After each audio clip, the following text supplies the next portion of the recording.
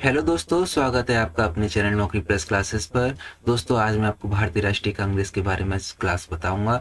ठीक है, और भारतीय राष्ट्रीय कांग्रेस से रिलेटेड जो भी क्वेश्चन एग्जाम में बनते हैं उन सारे क्वेश्चंस का सॉल्यूशन आपको यहाँ पे मिलने वाला है। तो आप बने रहिए हमारी वीडियो के साथ, देखते रहिए। और आज की क्लास थ्योरी की क्लास होने वाली है। आज की क्लास में एमसीक्यू नहीं है, हम आपको अगली क्लास में एमसीक्यू करा देंगे। ठीक है, तो स्टार्ट करते हैं। भारतीय राष्ट्रीय कांग्रेस, जब कांग्रेस की बात करते हैं तो हमारे दिमाग में प्रश्न आता है कि कांग्रेस की स्थापना कब हुई थी और किसने की थी और क्यों हुई थी। ठीक है, देखते हैं सारे क्वेश्चंस का सॉल्यूशन। कांग्रेस की स्थापना 1885 ईस्वी में हुई थी। ठीक है, और कांग्रेस की स्थापना अंग्रेजों ने अपनी सुरक्षा बल के रूप में की थी। तो कांग्रेस की स्थापना अंग्रेजों के द्वारा कराई गई थी। अंग्रेजों ने अपनी सुरक्षा के लिए कांग्रेस की स्थापना कराई थी, लेकिन बाद में कांग्रेस भारतीय आंदोलनकारियों का एक मंच बन गया था। ठीक है, आगे देखते हैं। कांग्रेस के संस्थापक स्कॉटलैंड के अधिकारी A.O. ह्यूम थे। इन्हें शिमला का संत भी कहा जाता था। ठीक है, तो कांग्रेस के संस्थापक कौन थे? A.O. ह्यूम, और इनको शिमला का संत भी कहा जाता था, आपको याद रखना है। ठीक है, कांग्रेस की स्थापना कब हुई थी? 1885 में। कांग्रेस के संस्थापक कौन थे? A.O. ह्यूम थे। आगे देखते हैं। कांग्रेस की वार्षिक बैठक अधिवेशन कहलाती थी, और कांग्रेस अधिवेशन के पहले अध्यक्ष व्योमेश चंद्र बनर्जी थे। कांग्रेस का पहला अधिवेशन पूना में प्रस्तावित था, लेकिन प्लेग फैल जाने के कारण इसे बंबई के गोकुलदास तेजपाल संस्कृत विद्यालय में आयोजित किया गया था, जिसमें कुल 72 प्रतिनिधियों ने भाग लिया था। ये आपको याद रखना है। कांग्रेस के पहले अध्यक्ष कौन थे? व्योमेश चंद्र बनर्जी। और कांग्रेस का पहला अधिवेशन कहाँ हुआ था? बंबई के गोकुलदास तेजपाल संस्कृत विद्यालय में हुआ था। ठीक है, आगे चलते हैं। दादा भाई नेहरू जी ने इसका नामकरण भारतीय राष्ट्रीय कांग्रेस किया था। पहले इसका नाम भारतीय राष्ट्रीय संघ था। तो भारतीय राष्ट्रीय कांग्रेस का नामकरण किसने किया था? दादा भाई नेहरू जी ने किया था।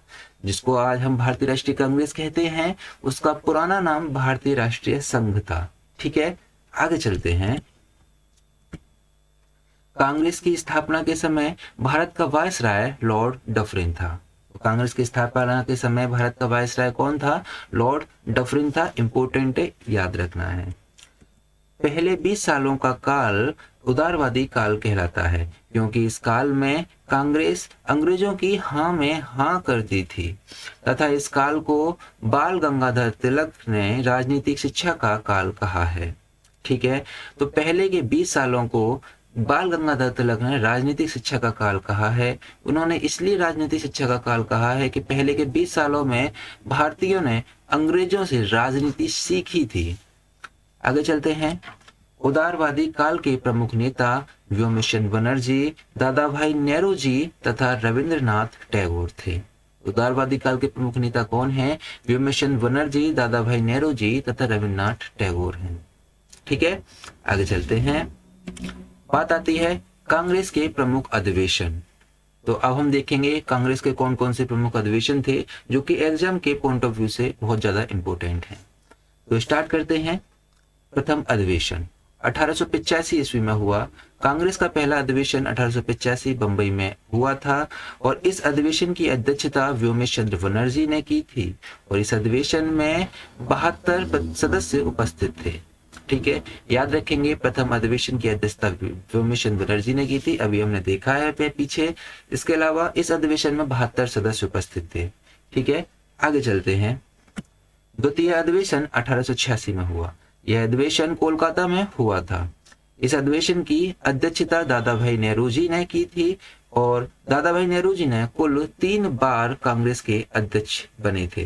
दादा भाई नेहरू जी कुल 3 बार कांग्रेस के अध्यक्ष बने थे। क्वेश्चन एग्जाम में आया हुआ है कि दादा भाई नेहरू जी ने कितनी बार कांग्रेस की अध्यक्षता की थी? तो 3 बार कांग्रेस की अध्यक्षता की थी, और द्वितीय अधिवेशन के अध्यक्ष भी दादा भाई नेहरू जी थे, याद रखेंगे। आगे चलते हैं। तृतीय अधिवेशन 1887 में हुआ। यह अधिवेशन 1887 में मद्रास में हुआ था, और इसकी अध्यक्षता बदरुद्दीन तैयब जी ने की थी, और ये कांग्रेस के पहले मुस्लिम अध्यक्ष थे। इंपोर्टेंट क्वेश्चन है कि कांग्रेस के पहले मुस्लिम अध्यक्ष कौन थे? बदरुद्दीन तैयब जी कांग्रेस के पहले मुस्लिम अध्यक्ष थे। ठीक है, याद रखेंगे। आगे देखते हैं। चौथा अधिवेशन 1888 में हुआ। यह अधिवेशन इलाहाबाद में हुआ था। इसकी अध्यक्षता जॉर्ज यूल ने की थी और ये पहले अंग्रेज अध्यक्ष थे। तो कांग्रेस के पहले अंग्रेज अध्यक्ष कौन थे? जॉर्ज यूल थे। और इन्होंने कहां पर अधिवेशन किया था? इलाहाबाद में। इलाहाबाद के अधिवेशन में इन्होंने अध्यक्षता की थी। ठीक है, क्वेश्चन याद रखना है कि जॉर्ज यूल पहले अंग्रेज अध्यक्ष थे और इन्होंने इलाहाबाद के अधिवेशन में अध्यक्षता की थी। ठीक है, याद रखिए। आगे चलते हैं। पांचवा अधिवेशन 1889 में हुआ। यह अधिवेशन 1889 में बंबई में हुआ था और इस अधिवेशन की अध्यक्षता सर वेडर वर्न ने की थी। ये 2 बार अध्यक्ष बनने वाले अंग्रेज थे। तो 2 बार अध्यक्ष बनने वाले अंग्रेज सर वेडर वर्न थे और इन्होंने 1889 में बंबई में कांग्रेस की अध्यक्षता की थी। ठीक है, आगे देखते हैं। छठा अधिवेशन 1890 में हुआ। यह अधिवेशन 1890 में कोलकाता में हुआ था। इस अधिवेशन की अध्यक्षता फिरोज शाह मेहता ने की थी। ओके, आगे चलते हैं। 1896 का कलकत्ता अधिवेशन बहुत इंपॉर्टेंट है। इस अधिवेशन की अध्यक्षता रहीमतुल्लाह सयानी के द्वारा की गई थी। इस अधिवेशन में पहली बार भारत का राष्ट्रीय गीत वंदे मातरम गाया गया था, जो बंकिम चंद्र चटर्जी की पुस्तकानंद मठ से लिया गया है। ठीक है, याद रखेंगे 1896 के कलकत्ता अधिवेशन में पहली बार भारत का राष्ट्रीय गीत वंदे मातरम गाया गया था। ठीक है, आपको जरूर याद रखना है, ये क्वेश्चन एग्जाम में बनता है कि भारत का राष्ट्रीय गीत पहली बार कहाँ गाया गया था? 1896 के कलकत्ता अधिवेशन में गाया गया था और इसकी अध्यक्षता रहीमतुल्लाह सयानी के द्वारा की गई थी। ठीक है, याद रखेंगे आप इसको। आगे चलते हैं। 1905 का बनारस अधिवेशन। इस अधिवेशन की अध्यक्षता गोपाल कृष्ण गोखले ने की थी। इसी अधिवेशन में स्वदेशी आंदोलन पारित हुआ था। ठीक है, इसी अधिवेशन में स्वदेशी आंदोलन पारित हुआ था। 1905 का लॉर्ड कर्जन ने बंगाल का विभाजन 1905 ईस्वी में किया था और बंगाल के विभाजन का रद्द होने का कारण भी स्वदेशी आंदोलन ही था। ठीक है, जो बंगाल का विभाजन रद्द हुआ था वो स्वदेशी आंदोलन की वजह से ही हुआ था। और 1905 के बनारस अधिवेशन में स्वदेशी आंदोलन पारित हुआ था और इसकी अध्यक्षता गोपाल कृष्ण गोखले ने की थी। आपको याद रखना है। आगे चलते हैं। 1906 का कलकत्ता अधिवेशन। इस अधिवेशन की अध्यक्षता दादा भाई नेहरू जी ने की थी। इस अधिवेशन में कांग्रेस ने भारतीय जनता का लक्ष्य के रूप में स्वराज को अपनाया था। ठीक है, तो भारतीय जनता के लक्ष्य के रूप में स्वराज को अपनाया गया था 1906 के कलकत्ता अधिवेशन में। आगे चलते हैं। 1907 का सूरत अधिवेशन बहुत इंपॉर्टेंट है। इस अधिवेशन के दौरान कांग्रेस का विभाजन 2 वर्गों में हो गया था, एक गरम दल तथा दूसरा नरम दल। इस अधिवेशन में विवाद इसलिए हो गया कि गरम दल वाले लाला लाजपत राय को अध्यक्ष बनाना चाहते थे और नरम दल वाले रास बिहारी बोस को अध्यक्ष बनाना चाहते थे। अंत में रास बिहारी बोस ने इसकी अध्यक्षता की थी। ठीक है, याद रखेंगे। 1907 के सूरत अधिवेशन में कांग्रेस का विभाजन हुआ था। 1907 के सूरत अधिवेशन में कांग्रेस का विभाजन हुआ था। इंपॉर्टेंट है, आपको इसे याद रखना है। ठीक है, आगे चलते हैं। 1911 का कलकत्ता अधिवेशन। इस अधिवेशन की अध्यक्षता पंडित बिशन नारायण धर ने के द्वारा की गई थी। इस अधिवेशन में पहली बार जन गण मन गाया गया था और जिसके रचयिता रविन्द्रनाथ टैगोर हैं। तो आपको याद रखना है कि पहली बार भारत का राष्ट्रीय गान जन गण मन कब गाया गया था? 1911 के कलकत्ता अधिवेशन में गाया गया था और 1911 के कलकत्ता अधिवेशन की अध्यक्षता किसने की थी? पंडित बिशन नारायण धरकेत ने की थी। ठीक है, याद रखेंगे। आगे चलते हैं। 1916 का लखनऊ अधिवेशन काफी अधिक इंपॉर्टेंट है। इस अधिवेशन की अध्यक्षता अंबिका चंद्र मजूमदार के द्वारा की गई थी और इस अधिवेशन में बाल गंगाधर तिलक और एनी बेसेंट के सहयोग से गरम दल, नरम दल तथा मुस्लिम लीग तीनों एक हो गए थे। इस सम्मेलन में तिलक जी ने नारा दिया था कि स्वराज मेरा जन्मसिद्ध अधिकार है और हम इसे लेकर रहेंगे।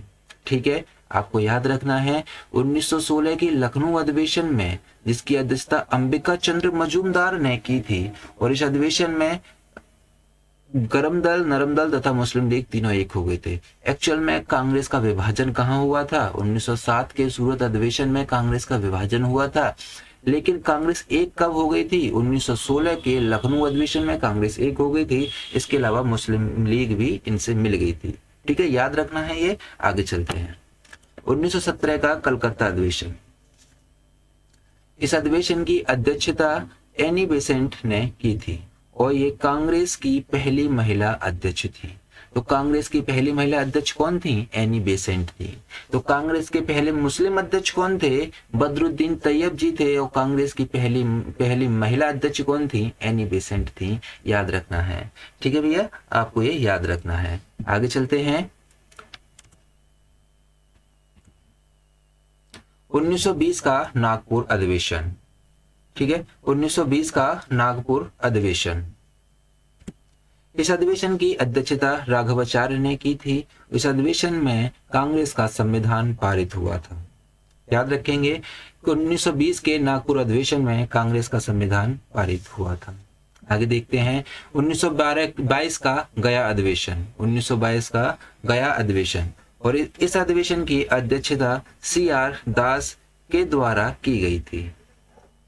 इस अधिवेशन में स्वराज पार्टी के गठन की बात की गई थी। तो 1922 के अधिवेशन में स्वराज पार्टी के गठन की बात की गई थी और 1 जनवरी 1923 को स्वराज पार्टी का गठन इलाहाबाद में हो गया था। इसके पहले अध्यक्ष CR दास थे तथा महासचिव मोतीलाल नेहरू बने, जो कि इस पार्टी के संस्थापक थे। आपको याद रखना है, स्वराज पार्टी के पहले अध्यक्ष कौन थे? CR दास थे और महासचिव मोतीलाल नेहरू थे।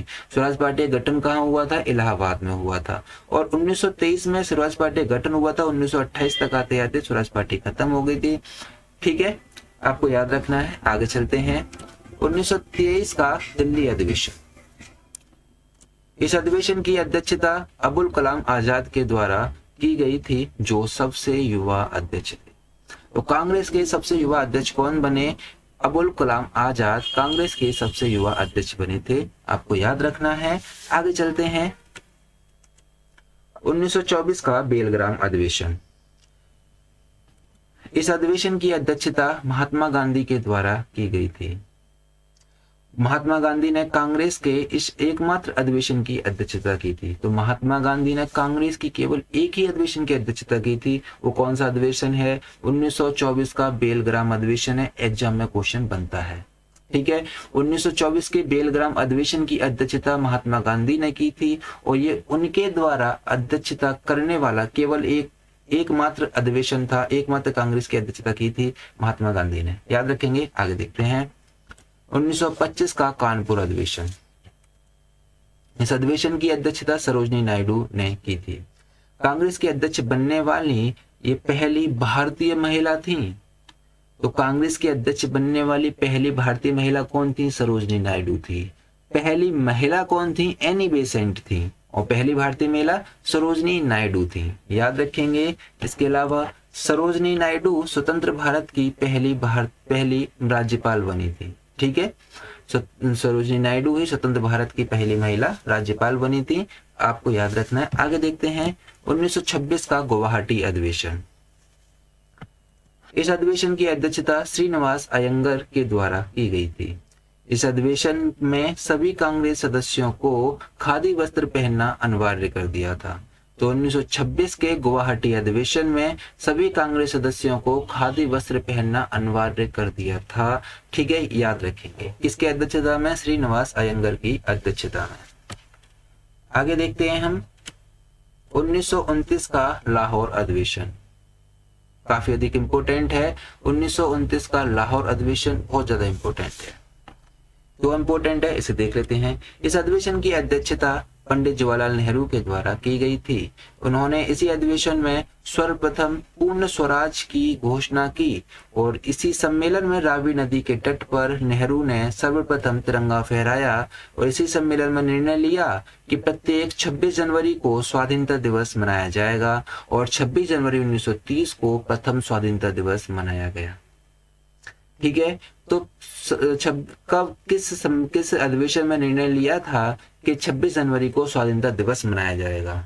तो 1929 के लाहौर अधिवेशन में निर्णय लिया था कि 26 जनवरी को स्वाधीनता दिवस मनाया जाएगा। और पहला स्वाधीनता दिवस कब मनाया गया था? 26 जनवरी 1930 को पहला स्वाधीनता दिवस मनाया गया था, आपको याद रखना है। इसी कारण हमारा संविधान 26 नवंबर 1949 को केवल अंगीकृत किया गया था और 26 जनवरी 1950 को पूरी तरह से लागू किया गया था। तो हमारे संविधान को 26 जनवरी 1950 को पूरी तरह से लागू किया था, लेकिन 26 नवंबर 1949 को केवल अंगीकृत किया था। ठीक है, इसी वजह से हमारे संविधान को 26 जनवरी 1950 को लागू किया गया था। ठीक है, 26 नवंबर 1949 को केवल इसके कुछ आर्टिकल लागू किए गए थे, इसे पूरी तरह से इसे लागू नहीं किया गया था। लेकिन 26 जनवरी 1950 को पूरे भारत में भारतीय संविधान लागू हो गया था। आगे देखते हैं 1938 का हरिपुरा या गुजरात अधिवेशन। इस अधिवेशन की अध्यक्षता सुभाष चंद्र बोस के द्वारा की गई थी और इस अधिवेशन में राष्ट्रीय नियोजन समिति की स्थापना हुई थी। इस समिति के पहले अध्यक्ष पंडित जवाहरलाल नेहरू बने थे। ठीक है, तो राष्ट्रीय नियोजन समिति की स्थापना किस अधिवेशन में हुई थी? 1938 के हरिपुरा अधिवेशन में हुई थी और 1938 के हरिपुरा अधिवेशन की अध्यक्षता सुभाष चंद्र बोस ने की थी। आगे चलते हैं 1929 का त्रिपुरी अधिवेशन। 1929 नहीं है भाई, 1939 का त्रिपुरी अधिवेशन है। यहाँ पे 1939 है, 1929 नहीं है, 1939 है। ये थोड़ा मिस्टेक हो गया, आप इसे सही कर लेना। मध्य प्रदेश अधिवेशन। इस अधिवेशन में अध्यक्ष पद को लेकर विवाद हो गया था क्योंकि गांधी जी पट्टाभी सीतारमैया को अध्यक्ष बनाना चाहते थे। अंततः इस अधिवेशन में पहली बार अध्यक्ष पद को लेकर चुनाव हुआ और सुभाष चंद्र बोस इस अधिवेशन के अध्यक्ष चुने गए थे, लेकिन सुभाष चंद्र बोस ने इस पद को त्याग दिया और फिर इस अधिवेशन की अध्यक्षता राजेंद्र प्रसाद ने की थी। ठीक है, याद रखेंगे इस अधिवेशन की अध्यक्षता 1939 के त्रिपुरी अधिवेशन की अध्यक्षता डॉक्टर राजेंद्र प्रसाद ने की थी।